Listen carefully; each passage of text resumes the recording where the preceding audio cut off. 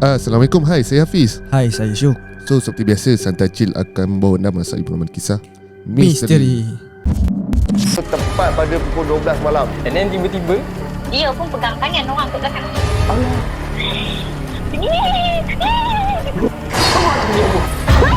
kau tahu tak, aku nampak apa? Kau nak mati ke? Dia menari tu, dia terpanjang-panjang macam tu kan.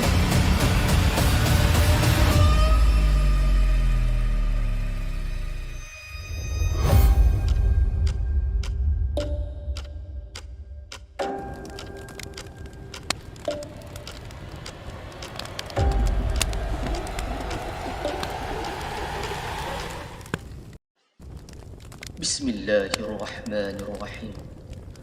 Wa qur rabbi a'udzu bika min hamazatis syayatin wa a'udzu bika rabbi an yahdurun. Dan katakanlah, wahai Tuhanku, aku berlindung kepadamu dari hasutan syaitan-syaitan, dan aku berlindung kepadamu, wahai Tuhanku, supaya syaitan-syaitan itu tidak menghampiri.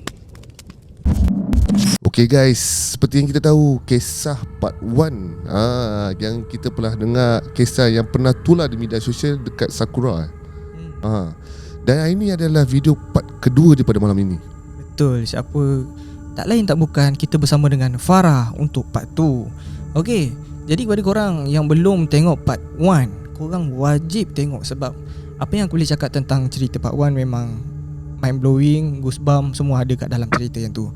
Tapi sebelum tu jangan lupa like, share dan subscribe. Yang mana dah subscribe, thank you so much. Dan kepada korang jangan lupa follow our social media. Link ada disediakan di bawah ni.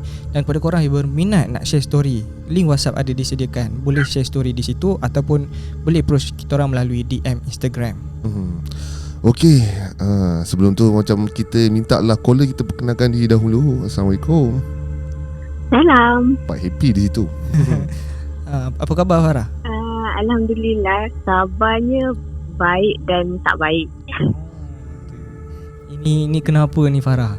Macam confused jadi ni. Ada baik yang tak baik ya? Ya, betul. Okey, tak apa. Jadi mungkin ada kita punya pendengar Farah yang belum dengar part 1. Jadi mungkin nak berkenalan sikit lah dengan Farah ni. Jadi boleh kenalkan diri sikit.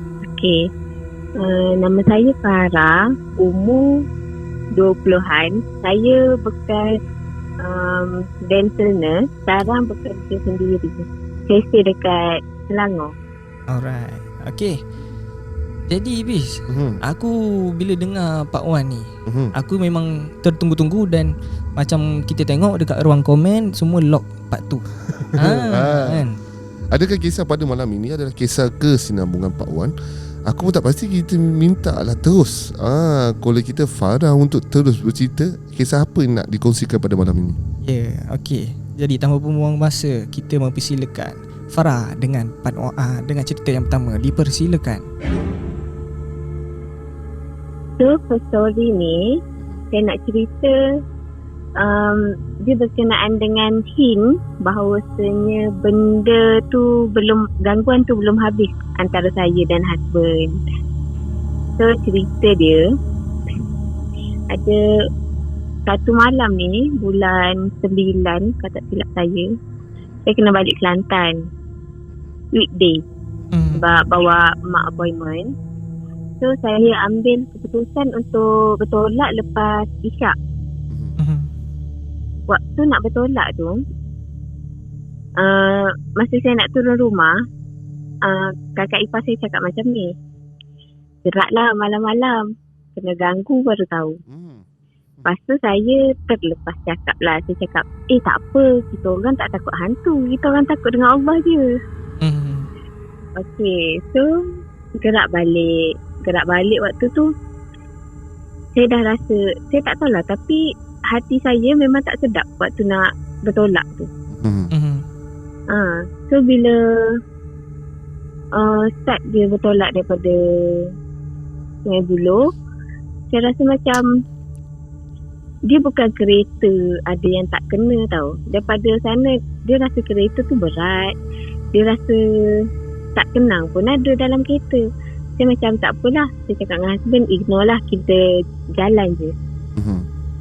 Sampailah ke Gua Musang, kalau tak silap saya. Sampai ke Gua Musang tu, dia macam jalan tu tiba-tiba gelap tau. Padahal saya rasa banyak je kereta dengan kita orang waktu kat belakang tadi. Lepas tu saya tanya husband saya, awak laju sangat ke? Sebab saya tak nampak ni kereta ni. Lepas tu dia kata, taklah, standard je. Sebab jalan kan bumping. Lepas tu dia start hujan renyai-renyai. Saya terdetik hati, saya nak cakap, saya cek Umi saya. Saya kata, Umi, rasa tak sedap hati tapi hujan renyai. Renyai yang dia rintik sikit-sikit tu. Lepas tu Umi saya kata, bacalah apa-apa doa. Sebab Umi pun rasa macam sesuatu. Time tu saya dah start meremang dah, tak apa. Lepas tu dalam kereta tu saya cakap dengan husband, tak yalah obvious sangat, kalau takut pun nak buka mengaji nanti nampak sangat kan. So saya buka lah macam zikir-zikir macam tu. Bila saya buka zikir, sebab benda tu bluetooth daripada saya punya phone tau. Saya bluetooth ke Android, maknanya zikir tu akan run. Kalau saya tak tukar, dia takkan bertukar. Okay. Lepas tu tiba-tiba sampai ke satu tempat, line tak ada. Radio tu bertukar jadi macam suara orang lama-lama yang muzik dia pelik. Saya tak tahu lirik dia, saya tak tahu, tapi muzik dia sangat pelik lah. Lepas tu saya marah lah sebenarnya. Saya kata tak payahlah tekan-tekan, dengar je lah apa yang saya pasang. Lepas tu dia kata, tangan saya pegang steering je, mana ada saya tekan. Lepas tu tak apa, saya tukar balik ke zikir tu. Tiba-tiba bila saya duduk, macam ada orang grab tangan kanan saya dari belakang. Dia macam saya rasa kuku tu. Lepas tu saya tengok dekat cermin tengah tu, saya tak nampak apa-apa. Saya kata okey, selagi saya tak nampak apa-apa, so okey. Tapi waktu tu memang tak ada kereta langsung yang selisih. Lepas tu saya cakap dengan husband saya, awak boleh bawa laju sikit tak? Lambat lah. Sebab saya dah takut dah sebenarnya. Lepas tu dia kata, saya dah habis tekan dah ni, tapi saya memang rasa kereta malam tu dia sangat slow. Lepas tu husband saya cakap, tak sejuk ke? Saya macam terlebih sejuk pula buka aircon ni. Lepas tu saya kata, janganlah, dia mengarut dah kalau nak buka tingkap dekat tengah-tengah hutan ni. So kita orang dia tutup aircon, tapi bila tak buka tingkap, dia panas yang sangat-sangat panas. Kalau buka aircon, dia terlalu sejuk. So nak tak nak, kita orang memang kena buka tingkap. Saya buka tingkap. Waktu saya buka tingkap tu, tiba-tiba selisih dengan sebuah Hilux. Hilux tu high beam banyak kali. Lepas tu saya tanya sama saya, yang kalau high beam 2 kali polis, 3 kali JPJ kan? Kita orang duk bincang benda tu lah.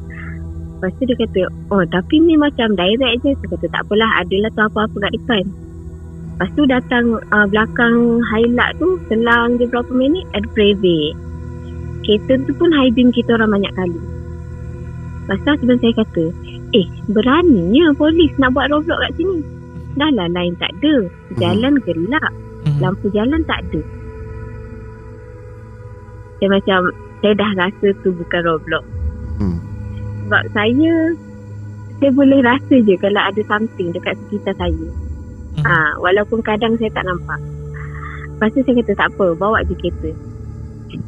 Bila ke depan sikit ada selisih 2 atau 3 buah lori. Memang semua high beam kita orang. Saya kata ni bukan roadblock.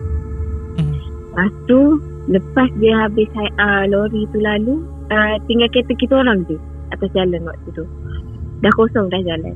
Tengah-tengah gerak dalam jalan yang agak hutan kiri kanan tu, tiba-tiba kita orang sama-sama bau hanya darah tau dalam kereta. Bau dia yang sangat semerbak, yang meminta kita orang untuk berhentikan kereta. Sebab serius, bau teruk gila. Lepas tu saya kata, saya nak tanya husband saya kata tak payah cakap apa-apa, dah tahu. Okey. Lepas tu bila saya ke depan sikit kereta, saya cakap dengan husband saya, kenapa side mirror sebelah kiri ni kita tak nampak reflection lampu belakang. Okey. Dia kata jangan pandang. Tapi kita sebenarnya bukan kita nak pandang, kita macam dikontrol untuk pandang benda tu. Mhm. So bila saya tengok side mirror sebelah kiri, ada something yang agak berbulu menjala ke kiri, ke belah tingkap. Menyala. Memang dia sangat dia menjala, dia tangan dia macam ke bawah. Saya tak tahulah tu tangan ke apa, tapi hitam lah ke bawah. Lepas tu saya terus Astaghfirullahalazim. Yang tu saya memang tak boleh kontrol, saya takut. Mhm. Lepas tu saya tutup tingkap tu. Husband saya baca ayat kursi. Yang peliknya, lepas dia baca ayat kursi, sebenarnya ada je kereta Myvi kat depan kita orang. Okey. Lepas tu saya cakap tak apa, follow rapat je kereta ni sampailah Kelantan. Lepas tu bila dah sampai Kelantan, selalunya bila sampai kita orang takkan terus masuk rumah. Kita akan duduk luar rumah dulu sekejap. Lepas tu masuk rumah, mandi apa semua. Waktu nak tidur tu, pintu dekat ruang tamu kena gegar macam nak roboh. Faham tak? Ada something yang gegar macam tu. Dia macam direct tau. Saya cakap dengan husband saya, awak dengar tak? Dia kata dengar. Kucing kot. Lepas tu saya cari dekat bawah. Dia kata tak ada kucing. Kalau kucing takkanlah sampai nak roboh pintu ni. Lepas tu husband saya kata tak apa, tidur je lah. So saya dah nak tidur. Waktu tu husband saya baru letak kepala. Dia baru pejam, lepas tu mata dia macam tiba-tiba terbuka. Once dia buka mata tu, rek dengan tempat dia tidur, ada satu budak kecil bertenggek. Betul-betul straight dengan dia. Tinggi kat mana? Bertenggek. Dia macam kita kan lunjur kaki kan. Lepas tu dekat straight dengan kaki. Bila kita angkat je kepala, kita terus boleh nampak benda tu. Maksudnya ujung katil lah. Ya betul. Lepas tu husband saya dia cakap Astaghfirullahalazim. Macam tu je. Lepas daripada bertenggek tu dah tak ada apa-apalah. Saya cakap dengan husband saya kata saya rasa something wrong lagi dengan kita. Sebab gangguan tu daripada raut sampai ke sini. Dia macam satu hint tau, bahawa sini kita ni ada benda yang tak kena. Mhm. Lepas tu tak apa. Bila dah balik Selangor, situlah saya start batuk. Saya start batuk balik. Mhm. Saya start batuk yang sangat teruk lah. Lepas tu pergi klinik. Macam saya cerita sebelum ni, saya buat mentok test, saya cek paru-paru semua. Lepas tu doktor kata saya ni dah tak ada ubat dah nak bagi. Sebab kalau nak on antibiotik, no point. Sebab saya bukan ada infection apa-apa. Mhm. Saya kata faham. Sebab yang peliknya, bila saya kat tempat kerja, batuk saya sangat teruk. Bila saya keluar daripada Selangor, batuk saya berkurang dan dia akan reda. Faham? Lepas tu waktu tu saya pergi Bangi Darul Syifa. Mhm. Tu pun husband saya bawa senyap-senyap. Sebab waktu dia cakap nak pergi tu, saya cakap saya tak nak. Tapi dia cakap dia nak pergi makan.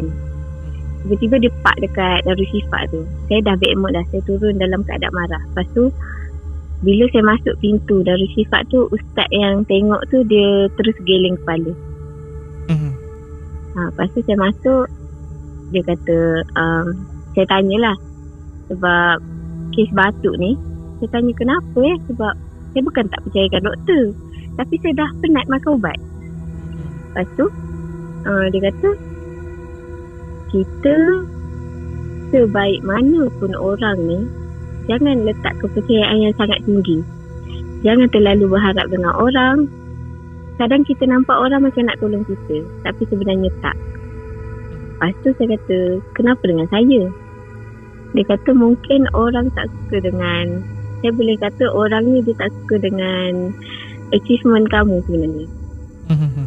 Dia nak kamu diberhentikan kerja atau kamu memilih untuk berhenti ataupun go terus. Saya kata tak apalah. Dia bagi air penawar apa semua ni. Saya balik, saya minum. Lepas tu ada satu hari tu saya rasa saya tak tahan sebab saya batuk sampaikan nak habis nafas. So memang saya kena ke klinik. Sebab tu saya pergi klinik tu, saya tak bagi tahu mana-mana staff pun sebenarnya saya pergi klinik pagi tu. Tapi bila saya masuk bilik doktor, saya keluar daripada bilik doktor, ada satu hamba Allah tag saya, "Salam Farah, doktor cakap apa dekat kau?" Okey, faham.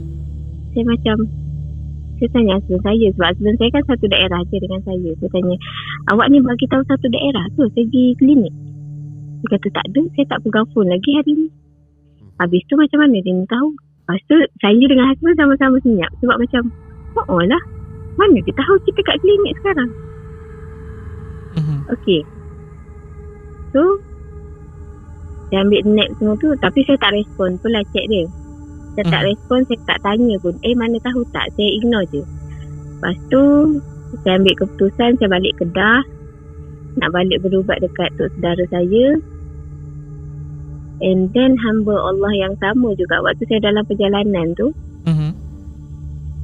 dia chat saya, dia tanya, "Weh, kau balik kampung nak berubat sebab kena sihir ke?" Saya macam, saya tak cerita dengan siapa-siapa. Kenapa kau nak tanya benda ni? Saya tak bagi tahu pun saya nak balik kampung untuk apa.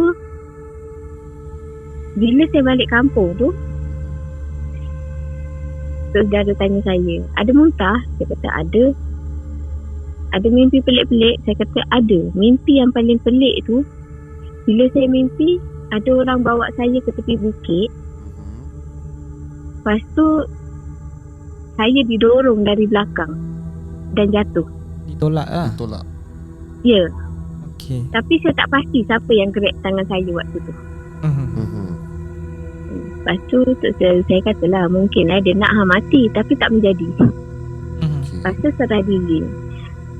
Saya tanya siapa sebenarnya orang ni, sebab saya tengok dalam kalangan saya semua yang jenis concern. Kesiannya kau tak sihat gini-gini. Kita bila orang concern setahap tu yang menunjukkan sifat-sifat keibuan, takkanlah kita nak expect dia kan. Mhm. Tapi orang yang sama je keep on bertanya saya. Setiap kali saya pergi klinik, setiap kali saya pergi berubat. Lepas tu doktor saya kata dia takkan stop selagi mana saya tak berhenti kerja. Sebab dia tak suka kalau orang suka dengan saya, cara kerja saya.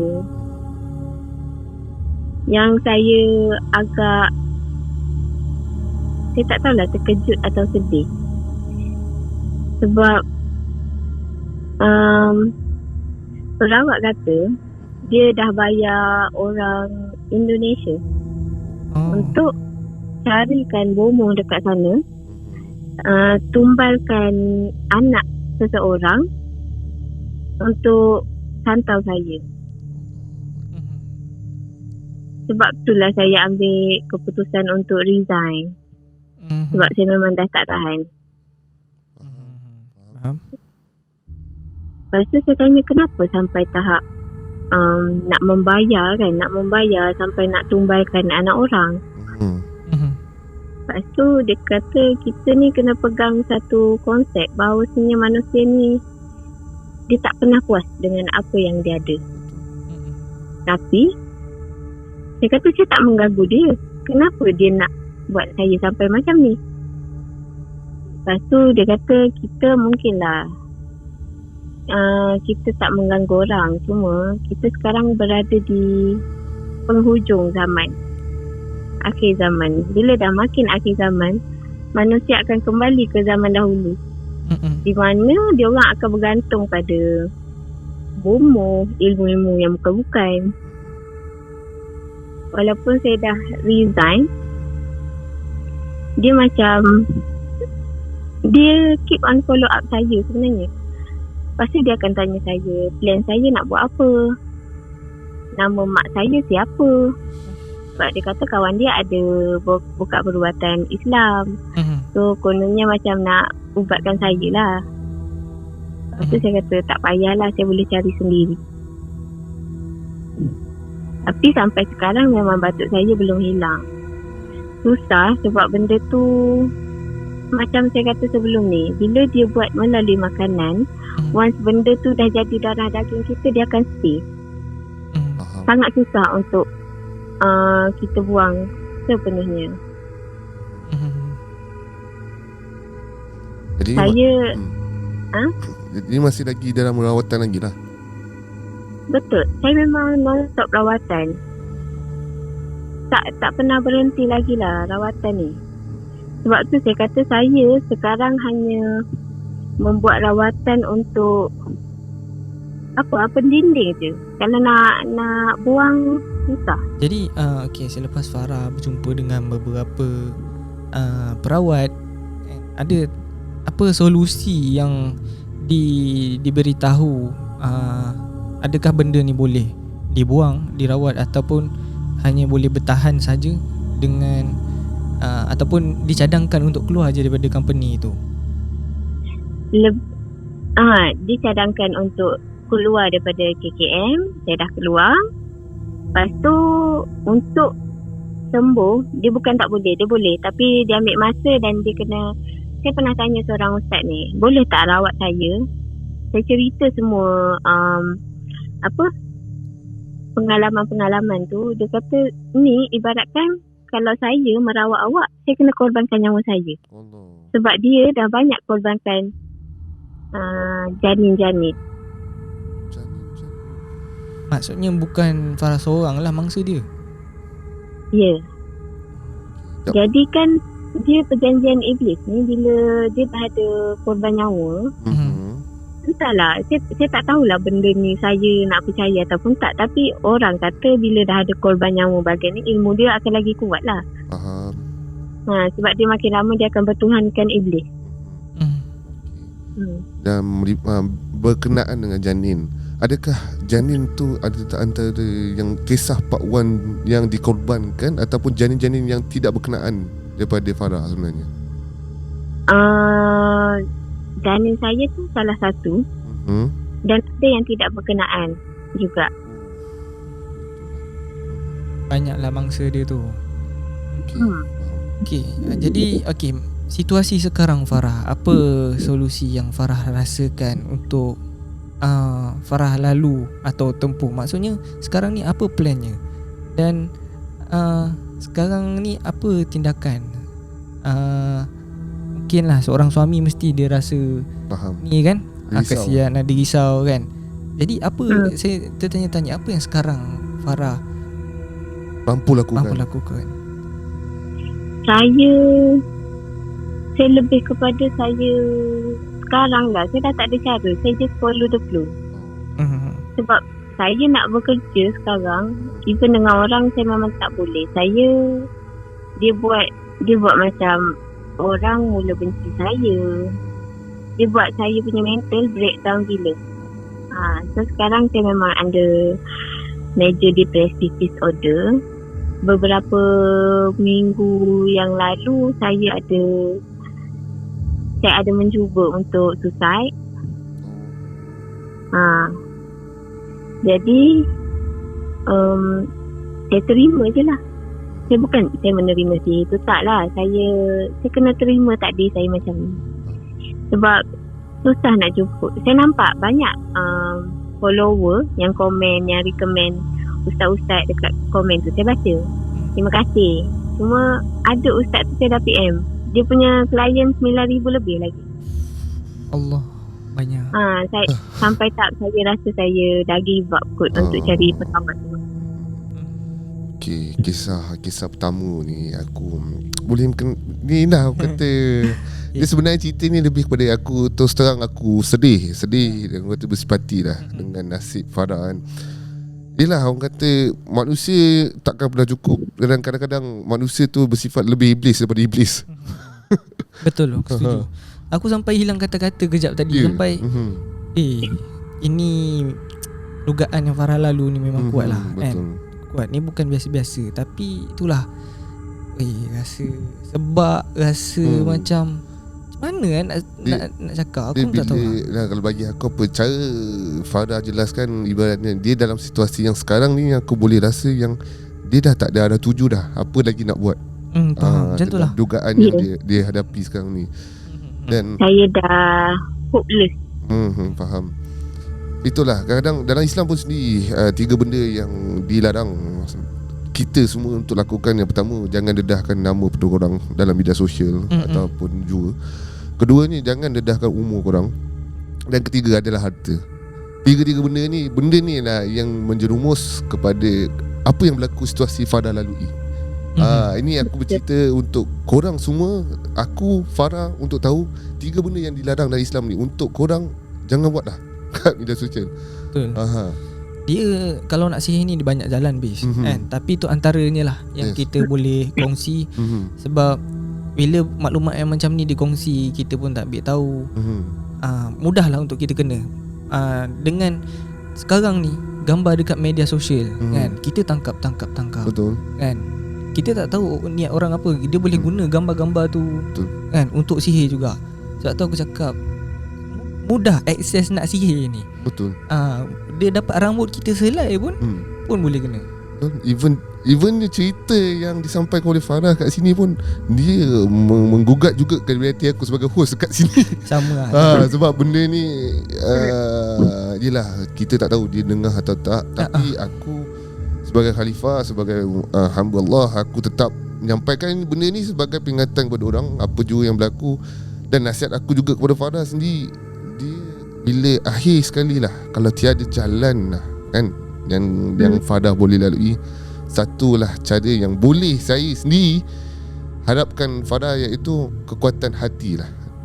Kekuatan hati itu je yang mampu, yang Farah boleh lalui untuk kuat, terus tabah, untuk terus berjuang lah. Dan rasanya terletak pada diri sendiri lah, hati tu. Saya cuma pegang satu je, sekuat dan sehebat mana pun ilmu iblis ni, dia kena tahu ilmu Allah tu lagi luas. Betul. Kalau dia nak jatuh, Allah boleh, once Allah kata kun fayakun, benda tu jadi maka jadi. Kalau dia nak jatuh pada saat tu, jatuhlah dia. Sebab ramai yang meminta saya untuk memaafkan si fulan itu. Tapi saya tak tahulah, kalau orang duduk di situasi saya sampai tahap saya pernah hampir muflis, susah lah. Saya pernah hampir ke tahap tu. Jadi saya tak tahu kat mana kemaafan yang saya nak cari untuk orang yang tak ada hati perut sampai ke tahap tu. Dia memaafkan tu mudah, melupakan tu susah. Betul. Apa yang aku boleh cakap ni, ujian hebat untuk orang hebat. Betul. Maksudnya Farah ni bukan calang-calang orang juga sebenarnya. Aku tengok banyak percubaan sebenarnya yang si pelaku nak buat. Cuba nak betul kalahkan Farah, tapi sebenarnya aku nampak gagal kan. Jadi kita juga harapkan supaya lepas ni Farah lebih kuat lah. Dengan adanya kita punya segmen ni, aku juga minta kerjasama semua orang sebenarnya, supaya kita bersama-sama doakan Farah. Supaya dapat menjalani hidup yang lebih aman, tenteram, dan terus kalau boleh dihindarkanlah daripada sihir-sihir yang terkena pada Farah ni. Dan aku pun sebab apa saya sambung sikit tau. Okay. Last week saya duduk kat rumah. Husband kan pergi kerja, so saya duduk seorang. Lepas tu saya macam dengar ada orang, saya akan duduk dalam bilik tu. Saya dengar ada orang menyembang dekat ruang tamu. Dia macam ada beberapa suara tau. Time tu ribut petang. Lepas tu saya check dah husband saya kata saya takut. Saya memang takut. Sedangkan saya tak kata saya terlalu berani. Selalunya saya tak layan pun benda macam tu. Saya biar je. Tapi bila saya cakap, saya chat husband saya takut. Tiba-tiba ada satu makhluk ni dia masuk dalam bilik saya, dia menjenguk dalam satu jangka masa yang agak lama. Dia tenung je saya dan saya tengok dia tanpa saya boleh buat apa-apa. Dia ibaratkan saya tengah kaku waktu tu. Saya cakap saya kenal bayangan ni. Saya kenal bayangan ni kalau iblis nak memfitnah orang tu. Sebab itulah bila benda tu datang menyerupai sesiapa pun saya takkan terus assume ni dia. Tak. Unless kalau orang tu tiba-tiba tag saya. Lepas tu saya macam, saya nak menangis tapi tak boleh, nak menjerit pun tak boleh. Saya kena tengok je benda tu. Bila dia dah pergi keluar, saya macam, kenapa dia?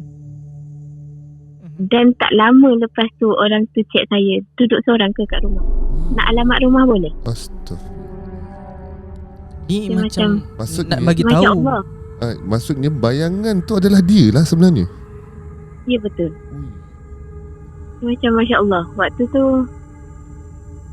saya tak tahu lah, tapi sedih tu memang sedih. Lepas tu saya start benci husband saya.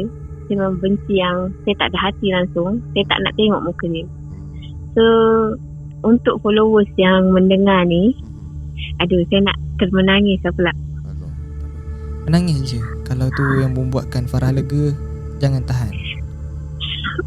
Untuk followers yang dengar cerita malam ni, saya just nak minta doa korang.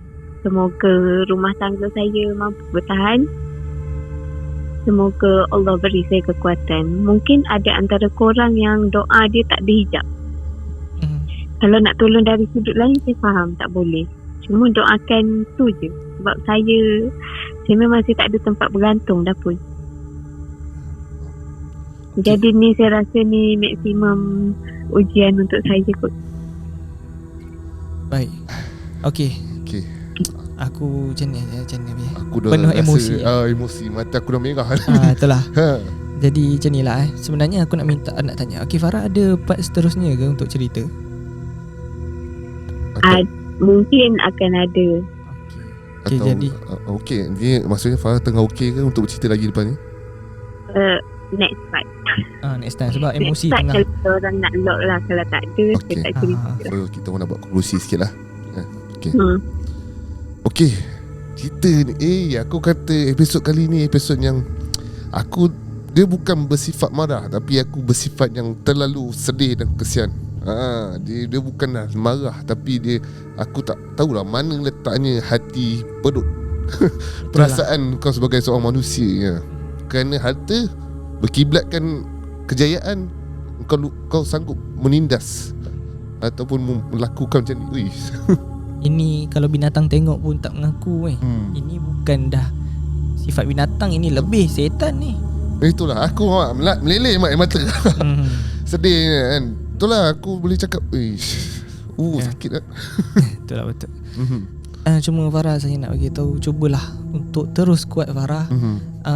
Ini semua dia punya niat, dia punya rancangan.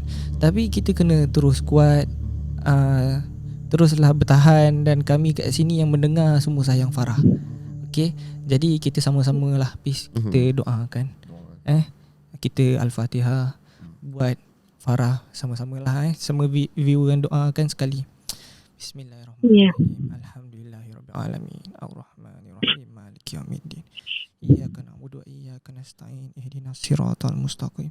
Siratal ladzina an'amta 'alaihim ghairil maghdubi 'alaihim waladdallin. Amin.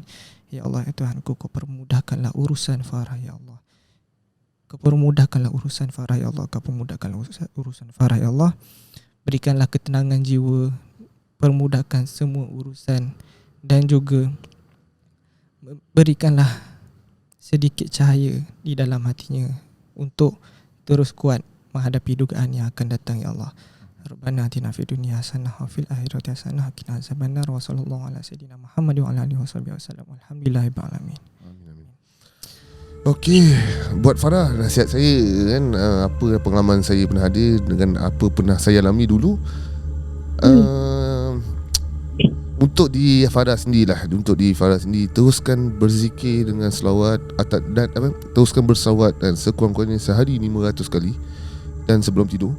Dan untuk melembutkan hati Farah dan hati suami, banyakkan berzikir ya Latif lah untuk melembutkan dan sedekahkan Al-Fatihah untuk junjungan Nabi Muhammad SAW.